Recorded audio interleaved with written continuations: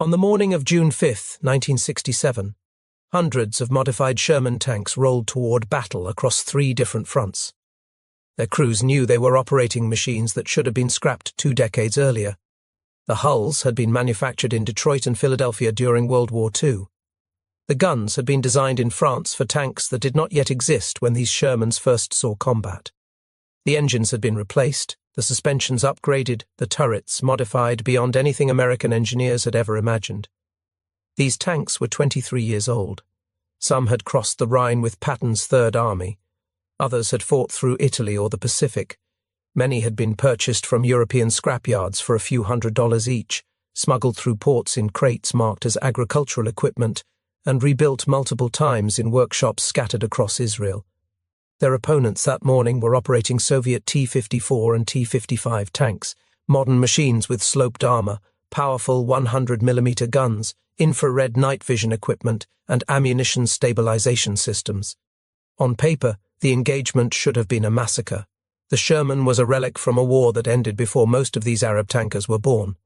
The T-55 was the backbone of Soviet armored doctrine, exported to allies across 3 continents.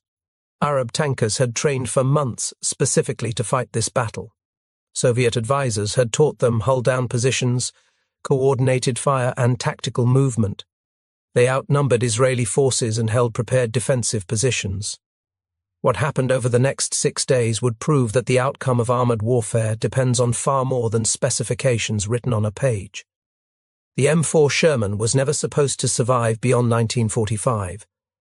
American war planners designed it as a mass production weapon, a tank that could be manufactured by the thousands in automobile factories across the Midwest.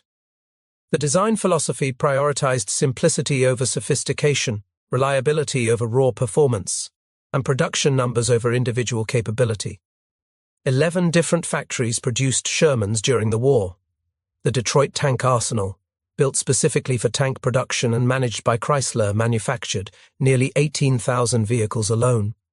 Lima Locomotive Works, Pressed Steel Car Company, Baldwin Locomotive, Fisher Tank Arsenal, and others contributed to a production total that reached 49,324 units between 1942 and 1945. The Sherman had problems. Every crew who operated one knew these problems intimately. The armor was thin compared to German Tigers and Panthers, maxing out at 76mm on frontal surfaces that could be penetrated by standard German 75mm tank guns at combat ranges. The original 75mm M3 gun struggled against heavy German armor. Crews had to close to dangerously short distances or rely on flanking shots to defeat Panthers and Tigers. The gasoline-powered versions had an unfortunate tendency to catch fire when penetrated. Ammunition storage in early models lacked adequate protection. When a round penetrated the hull, the resulting fire often consumed the vehicle before the crew could escape. American tankers called them Ronsons, after the cigarette lighter whose advertising slogan promised it lit every time. British crews called them Brewing Up. German soldiers called them Tommy Cookers. But the Sherman also had strengths that mattered in prolonged industrial conflict. The tank was mechanically reliable in ways that German designs could not match. A competent crew could replace a damaged engine in the field within hours using hand tools and a crane. Transmissions, which plagued German Panthers throughout the war, rarely failed in Shermans. Parts were standardized across all production runs. A track link from a Sherman built in Detroit would fit a Sherman built in Philadelphia. Road wheels, idler wheels, sprockets, and return rollers were interchangeable.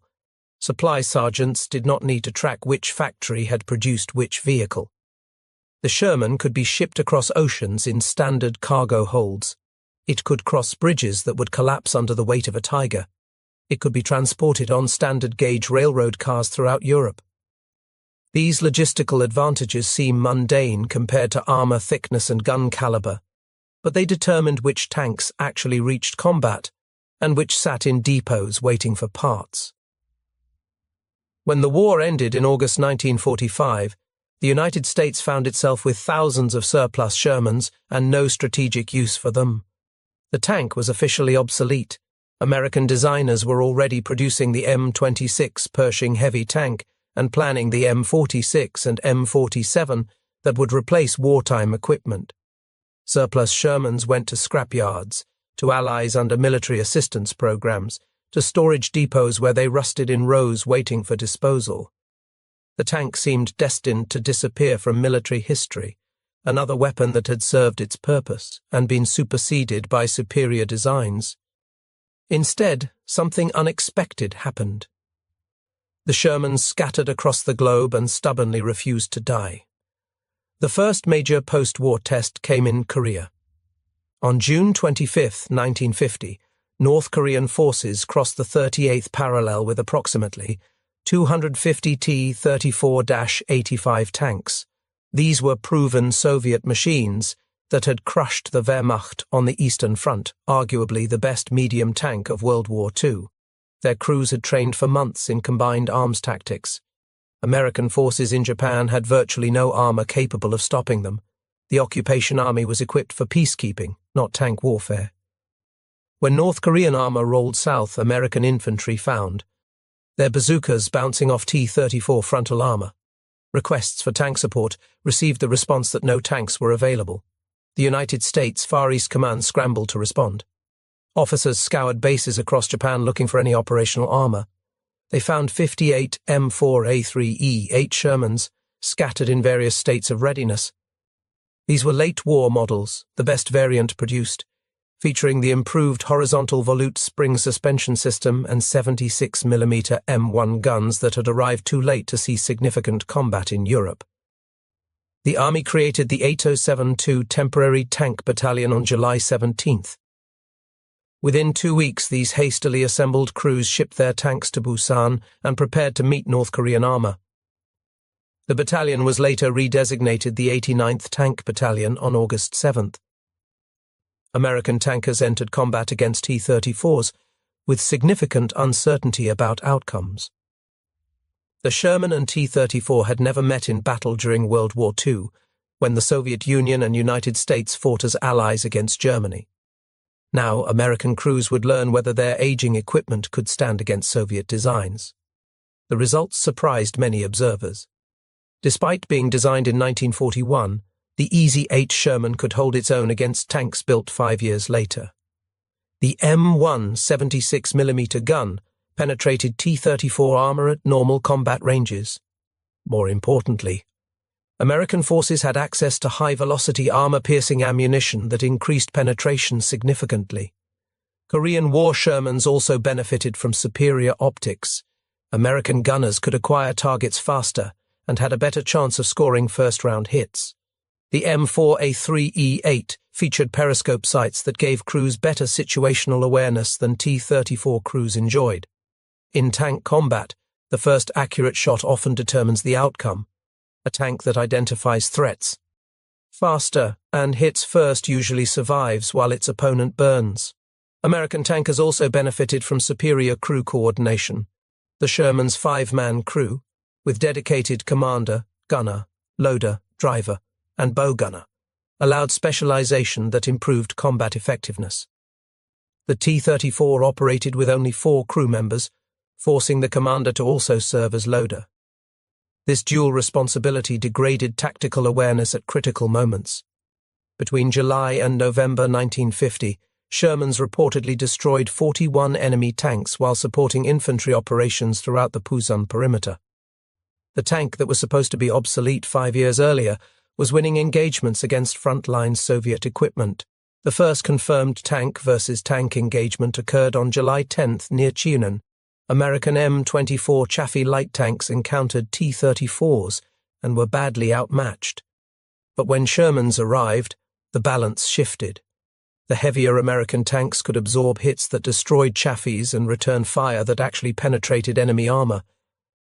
Throughout the summer and fall of 1950, Shermans provided crucial support during some of the most desperate fighting of the war. At the Pusan perimeter, where United Nations forces made their last stand before the Incheon landing, Sherman crews fought continuous engagements against North Korean armor trying to breach defensive lines. As the war stabilized into positional fighting along the 38th parallel, more Shermans arrived. By the end of 1950, 679 M4A3E8, 8 Shermans had deployed to the Korean peninsula. They served alongside M26 Pershings and M46 Pattons, providing infantry support, bunker reduction and defensive firepower throughout the war. The Korean War demonstrated something important. Obsolete equipment in the hands of well-trained crews with adequate ammunition and proper maintenance could defeat modern opponents under combat conditions. This lesson would repeat itself across multiple continents over the following decades, but Korea was merely a prelude. The true resurrection of the Sherman happened in a place few American designers had ever anticipated. In the newly formed state of Israel, mechanics and engineers performed miracles of improvisation that kept World War II armor fighting well into the jet age and the era of guided missiles. Israel acquired its first Sherman through improvisation that bordered on theft. In May 1948, as British forces withdrew from Palestine, a single M4A2 ended up in the hands of the Haganah, the Jewish paramilitary organization that would become the Israel Defense Forces. British soldiers, supposedly destined the tank for destruction, instead handed it over to Jewish fighters. The tank arrived without its main armament. Resourceful mechanics needed a gun. They mounted a 75mm M3 gun salvaged from another vehicle and named the tank Mir. It fought in the 1948 War of Independence, alongside other improvised vehicles that Israeli workshops armed with whatever weapons they could find, including Krupp field guns purchased from Switzerland. Over the following years, Israeli agents scoured scrapyards across Europe looking for salvageable Shermans. They found more than 30 early production models in Italian junkyards, remnants of the North African campaign. These tanks had been sabotaged for scrapping, their guns destroyed, their engines deliberately damaged. Israeli buyers paid minimal prices for what appeared to be worthless hulks. Israeli workshops refused to accept impossibility as an answer. Mechanics stripped the tanks to bare hulls. They found functional engines where they could and fabricated replacements where they could not. They mounted whatever guns were available, including field guns and 105mm M4 howitzers intended for infantry. Support. As more Shermans became available through various channels, both legitimate purchases and creative acquisition, Israel standardized its fleet. By the early 1950s, the country operated several hundred Shermans in various configurations. These vehicles provided the backbone of Israeli armored forces during a period when the new nation faced existential threats from surrounding Arab states. The problem was firepower. The original Sherman guns, whether 75mm or 76mm, could not reliably penetrate the armor on modern Soviet tanks that Arab nations were receiving from Moscow. Egypt, Syria, and other states were acquiring T-34s and eventually T-54s. Israeli military planners knew that in any future conflict, their Shermans would face armor they could not defeat with existing weapons. Something had to change. Israeli officers began examining options for upgrading their tank fleet. Complete replacement was economically impossible. The nation lacked resources to purchase hundreds of modern tanks from Western suppliers, even assuming such suppliers would sell to them. The only practical solution was modifying existing equipment. In 1953, an Israeli military delegation visited France to examine the AMX-13 light tank. The French vehicle weighed only 15 tons, but carried an impressive high-velocity 75mm gun, designated the CN-75-50. This weapon was partly derived from the German 75mm gun that had armed the Panther tank, one of the most effective tank guns of World War II. Israeli officers liked the gun. They did not like the AMX-13's thin armor, which could be penetrated by heavy machine gun fire in some areas. But examining the tank gave them an idea that seemed absurd at first consideration. What if they took the French gun and mounted it in a Sherman hull? The Sherman had adequate armor and proven reliability. The French gun had adequate firepower against modern opponents. Combining them might produce a vehicle capable of fighting contemporary Soviet tanks while using hulls that Israel already possessed in quantity. French engineers agreed to collaborate on the conversion.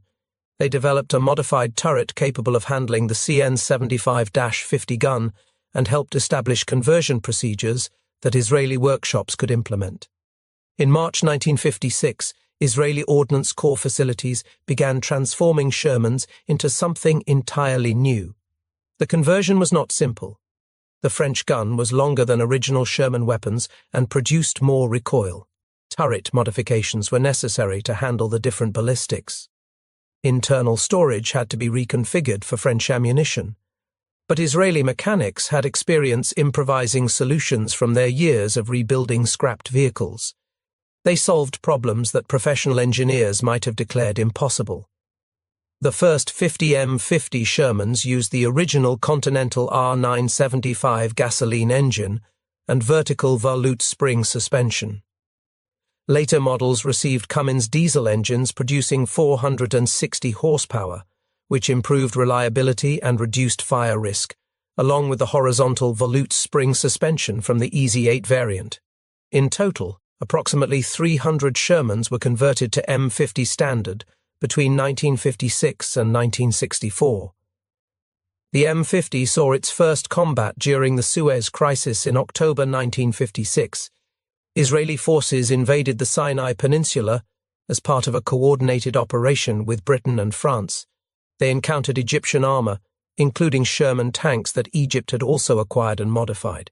In a strange twist, some Egyptian Shermans carried the FL-10 turret from the AMX-13, the same French tank that had inspired Israel's modifications. Egyptian and Israeli forces both fielded obsolete American hulls upgraded, with French armament, fighting each other across desert that neither superpower particularly cared about. Israeli M50s performed well enough in Sinai to validate the modification concept. Crews reported that their upgraded guns could engage Egyptian armor at effective ranges. The vehicles proved reliable under desert conditions that stressed engines and suspensions. But military planners already knew they needed more firepower for the next conflict. Soviet allies were providing Egypt and Syria with T-54 and T-55 tanks. These vehicles mounted 100mm guns in well-sloped turrets on hulls that incorporated lessons from wartime T-34 production. The M50's 75mm gun could damage these tanks, but required favorable angles and close ranges. Against the newer Soviet armor, Israeli tankers would need every advantage they could find. The answer was a more radical modification.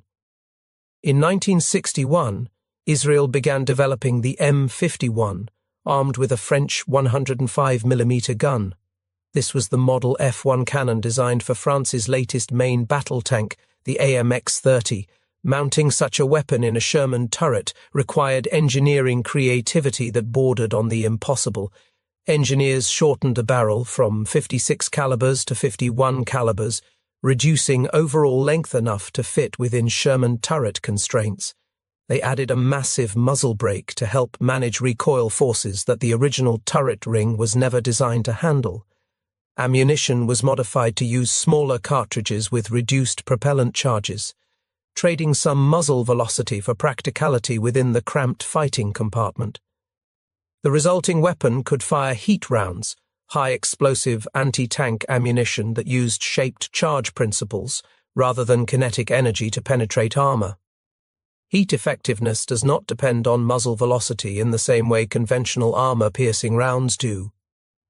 A slower projectile with a properly designed shaped charge warhead can defeat armor that would stop faster conventional rounds. The M51 entered service in July 1962. 180 Shermans received this conversion. The tank that American factories had built for infantry support in 1942 now carried anti-tank firepower comparable to the most modern Western designs. Its crews could engage T-55s and even T-62s with confidence that their weapons could penetrate enemy armor. The conversion program represented an engineering achievement that professional defense contractors would have considered impossible. Israeli workshops operated without blueprints from American manufacturers, without technical support from French gun designers, without any of the industrial infrastructure that major nations took for granted. They reverse-engineered solutions through trial and error, testing each modification under field conditions before approving it for wider implementation. The resulting vehicles looked strange to observers accustomed to factory-built equipment. The massive muzzle brakes on M51 guns dominated the visual profile. The turret sat higher than original specifications allowed because of internal modifications. External storage racks, additional armor plates, and field-expedient attachments gave each tank a unique appearance that reflected its individual modification history. But these improvised machines worked. They started reliably in desert heat and mountain cold. Their guns fired accurately despite modifications that changed barrel length and ammunition specifications. Their crews trusted equipment that had been assembled by mechanics working in converted warehouses rather than purpose-built factories. These modifications came not from official military doctrine or international defense contracts. They came from necessity and mechanical creativity. Israeli mechanics worked around limitations that engineers in Detroit had never anticipated. They discovered that obsolete equipment could be transformed into effective weapons when people refused to accept impossibility. On June 5, 1967, thousands of Israeli tankers took their modified Shermans into battle. The Six-Day War would become one of the most decisive military campaigns in modern history. Israel faced approximately 2,500 Arab tanks, including hundreds of modern Soviet designs, with roughly 800 tanks of its own. The Battle of Abu Aghaila demonstrated what modified Shermans could accomplish against prepared defenses. Major General Ariel Sharon commanded the Israeli 38th Division with orders to break through Egyptian fortifications blocking the central route into Sinai. The Egyptians had prepared extensively. Their defensive positions included minefields, anti-tank ditches, fortified infantry positions, and armor in hull-down positions. They fielded 66 T-34-85 tanks and 22 Su-100 tank destroyers, Soviet World War II-era equipment, but still capable of destroying attacking armor. Sharon's forces included approximately 150 tanks. British Centurions provided the heavy punch. French AMX-13s offered speed and maneuverability, M50 and M51. Shermans formed the bulk of the armoured strength, their French guns ready to engage Egyptian positions.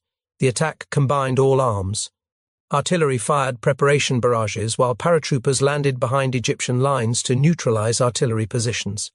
Infantry advanced through sand dunes on secondary axes while armour prepared for the main assault.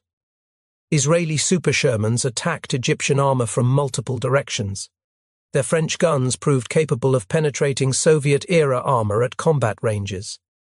Tank crews who had trained extensively on their modified vehicles knew exactly what their weapons could accomplish and adjusted tactics accordingly.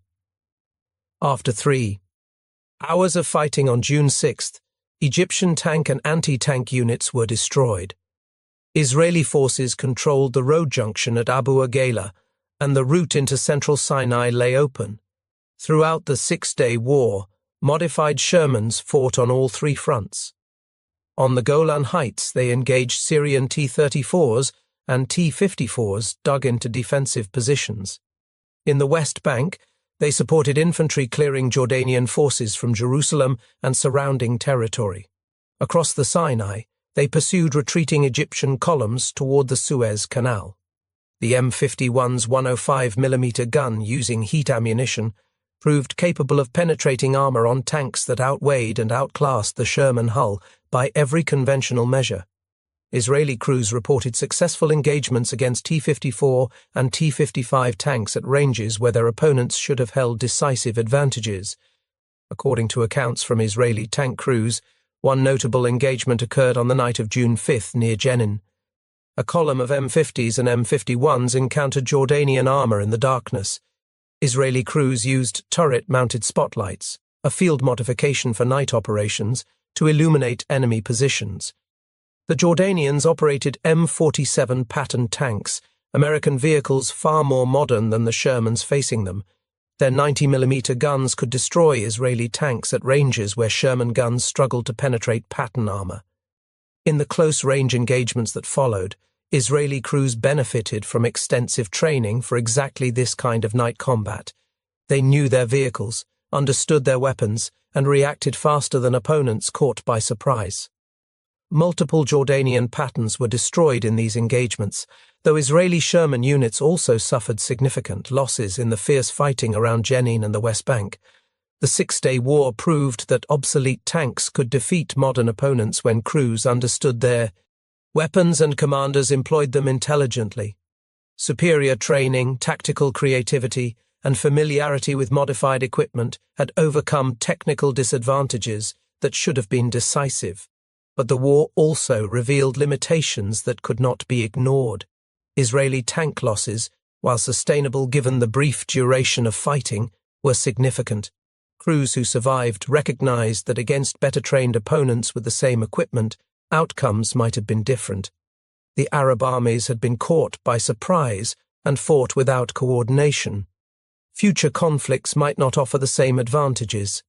6 years later, those limitations became devastatingly clear.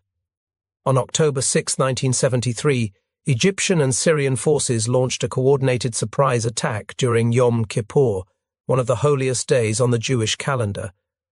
Israel's confident assumptions about military superiority collapsed within hours. Egyptian forces crossed the Suez Canal using innovative engineering techniques that Soviet advisors had helped develop. They punched through the Bar-Lev line, a series of fortifications that Israeli planners had considered nearly impregnable. Syrian armor poured onto the Golan Heights in numbers that overwhelmed Israeli defensive positions. The attackers brought new weapons and new tactics. Soviet T-62 tanks mounted 115mm smoothbore guns firing fin-stabilized ammunition that could penetrate Israeli armor at unprecedented ranges. A T-3 Saga anti-tank guided missiles allowed Egyptian infantry to destroy tanks from distances where Israeli crews could not effectively respond. Improved air defenses prevented Israeli aircraft from providing the close support that had been decisive in 1967. Israeli armored units rushed to stop the breakthroughs. Modified Shermans, still serving in reserve formations, joined modern Centurions and Pattons in desperate defensive actions. On the Golan Heights, outnumbered Israeli tankers fought continuous engagements against Syrian divisions that seemed to have unlimited armor reserves. The M51's 105mm gun could theoretically penetrate T-62 armor using heat rounds. Theory and practice diverged under combat conditions. Syrian and Egyptian crews fought with determination and skill that shocked Israeli commanders who had grown accustomed to easy victories. Anti-tank missiles destroyed Israeli vehicles before their crews could identify firing positions. Modified Shermans suffered heavy casualties. Their armor, never adequate against modern weapons, provided insufficient protection against 115mm guns and shape-charge warheads. Crews who had survived the Six-Day War recognized that their equipment had finally met opponents it could not overcome through tactical superiority alone. Israel survived the Yom Kippur War through rapid mobilization, American emergency resupply, and tactical adaptation that eventually turned the tide. But the conflict marked the end of the Sherman's frontline service with the Israel Defense Forces. The tank that had fought from Italian scrapyards to the Suez Canal finally passed into reserve and eventual retirement. By the late 1970s, surviving M50s and M51s were being phased out of combat units and transferred to allies or converted for other purposes. The Israeli chapter of Sherman history was closing, but the story continued elsewhere. During the Lebanese Civil War that began in 1975, Israel provided approximately 75 M50 Shermans to Allied Christian militias. These vehicles saw combat in the brutal urban warfare that consumed Beirut. The Palestine Liberation Organization captured at least 2 and used them in the defense of West Beirut during the Israeli invasion of 1982. Shermans that had been manufactured to fight Germans ended up fighting in Lebanese streets. 4 decades later. The tank's adaptability allowed it to serve purposes its designers never contemplated in conflicts they never imagined. Urban combat in Beirut bore no resemblance to the open desert warfare that Israeli doctrine had emphasized. Yet modified Shermans proved useful even in these unexpected circumstances. Meanwhile, thousands of miles away, the Sherman found new homes in South America. In 1978, Tensions between Chile and Argentina approached the breaking point over disputed territory in the Beagle Channel. Both nations began mobilizing forces along their 5,150-kilometer shared border. Argentina planned Operation Soberania, an invasion of Chilean territory scheduled for December 22. Neither country possessed particularly modern armored forces by global standards. International arms embargoes had limited their access to contemporary equipment, but both operated Sherman tanks that had been modified for continued service. Chile had acquired M50s and M51s from Israel. Some vehicles were further modified with 60mm high-velocity medium support guns, Israeli weapons capable of penetrating T-62 frontal armor at 2,500 meters. Despite their World War II vintage hulls, these Chilean Shermans carried firepower that could threaten any armor in South America. Argentina had taken a different approach. The Argentine army possessed approximately 140 Sherman Fireflies, the British variant armed with 17-pounder guns that had been the most effective Allied tank killer of World War II. In the late 1970s, 120 of these vehicles were converted to the Repotenciado standard. The Repotenciado modification replaced the 17-pounder with a French 105mm CN-105-57 gun, similar to the Israeli M51 conversion. The original gasoline engines gave way to Peugeot diesel power plants, producing approximately 450 horsepower. The suspension was upgraded and tracks modified for South American terrain. Both nations had independently arrived at similar solutions. Take an obsolete Sherman hull, install a modern 105mm gun, replace the engine with something more reliable, keep it running because alternatives are unavailable or unaffordable. The prospect of World War II-era tanks fighting each other in 1978 seemed almost surreal. Both Chilean and Argentine tank crews would have operated equipment derived from the same American design, modified by different nations to address the same fundamental limitations. On December 22, a storm delayed Argentine naval operations. Pope John Paul II offered to mediate the dispute. Military commanders paused their preparations. The Beagle conflict ended without the armored engagement that both sides had prepared for. Chilean and Argentine Shermans never fired at each other in anger, but both nations kept their modified tanks in service for years afterward.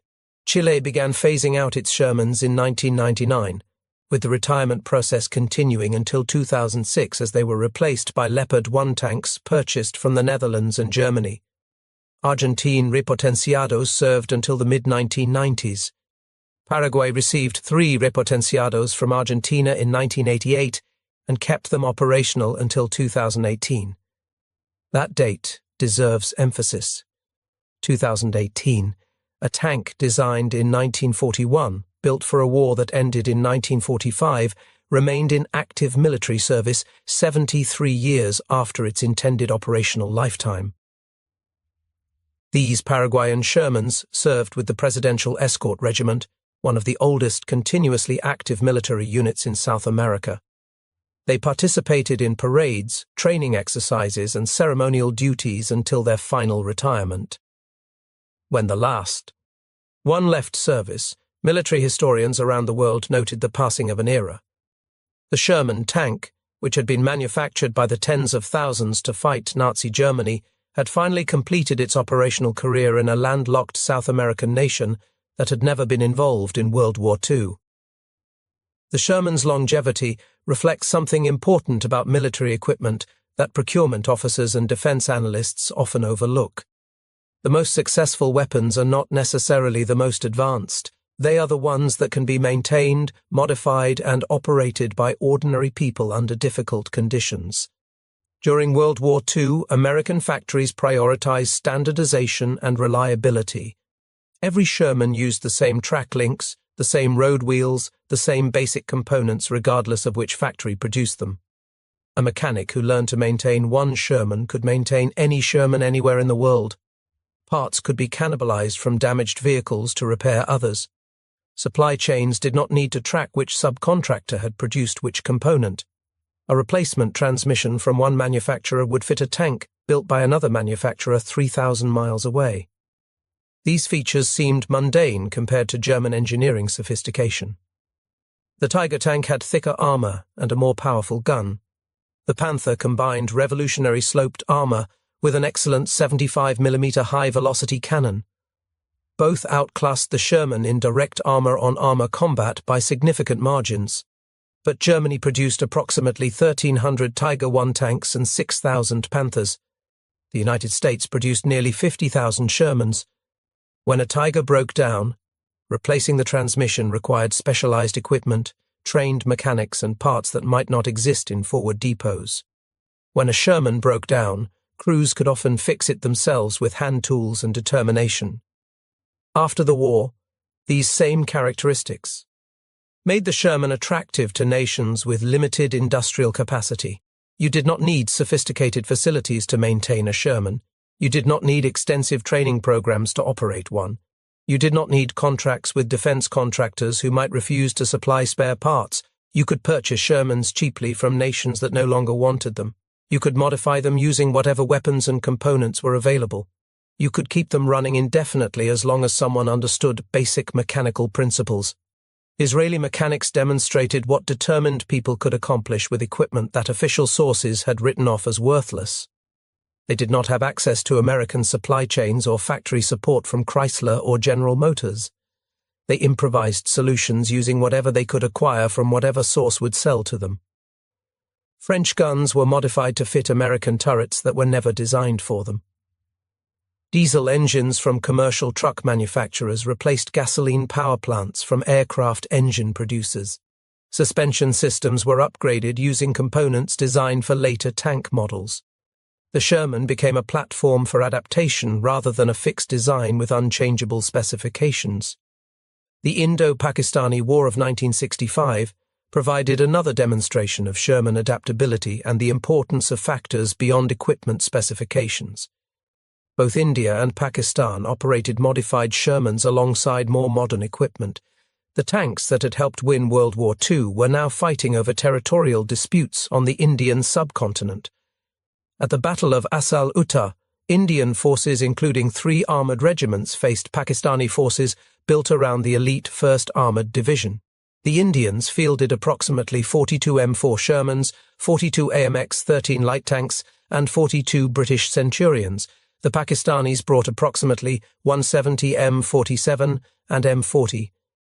8 Patton tanks, along with supporting Shermans and Chaffees, totaling over 250 armoured vehicles. The Patton's 90mm gun could destroy Shermans at ranges where the older tanks had no effective response. Pakistani armour held advantages in firepower, protection and mobility. Military analysts would have predicted decisive Pakistani victory. Indian commanders set a trap instead. They flooded sugarcane fields by breaching canal infrastructure, creating swampy ground that would impede armoured movement. They positioned their tanks in camouflaged defensive positions arranged in a horseshoe formation. They waited for Pakistani forces to advance into killing ground where terrain would neutralize mobility advantages. On September 10, 1965, Pakistani Pattons advanced toward Indian positions through terrain that their commanders believed passable. The swampy ground slowed their movement. Tanks became mired in mud that trapped their tracks. The formation lost cohesion as some vehicles pushed forward while others struggled with difficult terrain. Indian gunners opened fire from concealed positions at ranges as close as 500 meters. At those distances, even older guns could penetrate Patton armor from flanking angles. The camouflaged positions made it difficult for Pakistani crews to identify threats and return effective fire. The engagement destroyed approximately 97 Pakistani tanks, mostly Pattons along with some Shermans and Chaffees that Pakistani forces also operated. Indian losses were minimal by comparison. The battle site became known as Patton Nagar, Patton City in Hindi, a monument to the destruction of tanks that should have won decisively against their opponents. Company Quartermaster Havildar Abdul Hamid earned India's highest military decoration for destroying 7 Pakistani tanks using a recoilless rifle mounted on a jeep. He died during the engagement, but delayed the Pakistani advance long enough for armoured reinforcements to arrive. The lesson of Asal Uttar was not that Shermans were superior to Pattons, They clearly were not by any technical measure. The lesson was that terrain, tactics, training, and leadership matter more than equipment specifications. A well-led unit with inferior equipment in prepared defensive positions can defeat a poorly led unit with superior equipment, advancing through unfavorable ground. This principle appears throughout the Sherman's post-war history. In Korea, American EZ-8s succeeded against T-34s, partly through better ammunition and optics, but also through crew training that emphasized accurate gunnery under stress. In Israel, modified Shermans defeated modern opponents through superior tactics, intimate familiarity with modified equipment, and commanders who understood how to exploit temporary advantages. The tank itself was never exceptional by any conventional measure. American designers deliberately avoided exceptional. They wanted adequate armor, adequate firepower, exceptional reliability, and production capacity limited only by available raw materials and factory floor space. Those priorities produced a weapon that any competent crew could operate and any competent mechanic could maintain. The Sherman succeeded by being ordinary in ways that mattered and adaptable in ways that exceeded every expectation. Consider what Israeli mechanics accomplished with essentially no official support from original manufacturers. Neither Chrysler nor any other American company had involvement in converting Shermans to M50s or M51s. No American engineer designed the mounting systems for French guns in American turrets. Israeli Ordnance Corps personnel figured it out themselves through trial and error and mechanical intuition. They discovered solutions that Detroit never contemplated. They shortened cannon barrels that French designers had built to specific length requirements. They modified turret rings that American engineers had designed for completely different weapons. They replaced entire powertrains with equipment from different nations using different engineering standards. The Sherman became a framework for innovation, rather than a finished product with fixed specifications. Its basic soundness, the quality of its steel, the reliability of its components, the accessibility of its mechanical systems, allowed modifications that should have been impossible. In each case, Shermans provided capabilities that matched available resources and plausible threats. The tank's fundamental soundness, its reliability, its mechanical accessibility, allowed nations to maintain armored forces that would otherwise have been impossible. This distribution also created strange ironies. Shermans that fought alongside each other in World War II later fought against each other in subsequent conflicts. American tanks ended up on both sides of the Indo-Pakistani wars. Vehicles manufactured in Detroit to defeat Germany provided armor for Arab armies seeking to destroy Israel. The same production lines that built tanks for Allied victory created weapons that would threaten Allied interests decades later. These ironies reflect the nature of surplus military equipment. Weapons designed for one war rarely disappear when that war ends. They scatter, find new owners, undergo modifications, and appear in conflicts that their designers never imagined. The Sherman's success in World War II guaranteed its continued presence in subsequent decades. Other tanks from the same era did not achieve comparable longevity. German Tigers and Panthers were too complex and too difficult to maintain. Soviet T-34s served longer, but in more limited geographic distribution. British tanks like the Cromwell and Churchill faded from service within years of the war's end. Only the Sherman achieved truly global post-war distribution and multi-decade service life. The reasons trace back to those original design. Decisions in 1941. Prioritize production capacity. Standardize components. Accept adequate performance. Build something that ordinary mechanics can maintain under field conditions. These choices seemed conservative, perhaps even unimaginative, compared to German engineering ambition or Soviet design innovation. But they produced a weapon system that outlasted its contemporaries by generations. The Sherman was still fighting when tanks that defeated it in individual engagements had long since vanished from military inventories. The Sherman's final military operators have now retired their vehicles. The tank that fought from North Africa to the Philippines during World War II, from Korea to the Sinai during the Cold War, and from the Beagle Channel to the Golan Heights, across 7 decades of post-war conflict, has finally left active service.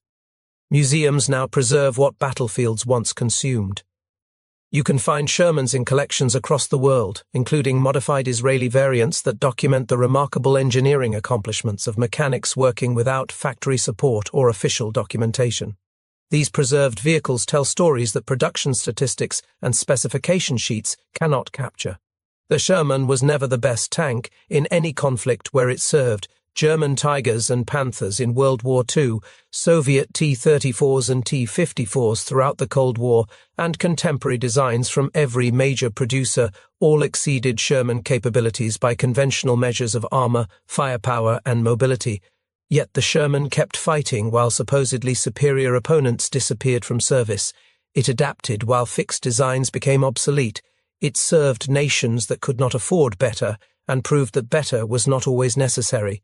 Reliability matters, adaptability matters, the ability to be maintained by ordinary mechanics working in improvised conditions with limited resources matters. These characteristics receive less attention than armor thickness or gun penetration, but they determine which weapons actually succeed in prolonged conflicts against determined opponents. The mechanics who converted Shermans into Super Shermans understood this instinctively. They worked with what they had because alternatives did not exist.